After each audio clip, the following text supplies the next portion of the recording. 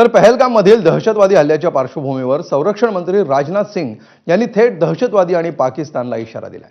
भारताकडे वाकड्या नजरेनं पाहणाऱ्याला सडेतोड उत्तर देणार तर कोणतीही ताकद भारताला संपू शकत नाही, असंही संरक्षण मंत्री राजनाथ सिंग यांनी म्हटलंय।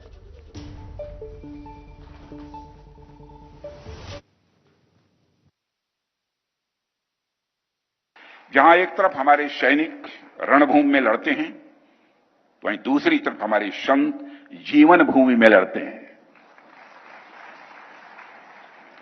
साथियों, एक रक्षा मंत्री के रूप में मेरा दायित्व है कि मैं अपने सैनिकों के साथ मिलकर देश की सीमाओं की सुरक्षा सुनिश्चित करूं, और मेरा यह दायित्व है कि अपनी सेना के साथ मिलकर देश के ऊपर आंख उठाने वालों को मुंहतोड़ जवाब दूं। तर पहलगाम हल्ल्यावरून ठाकरे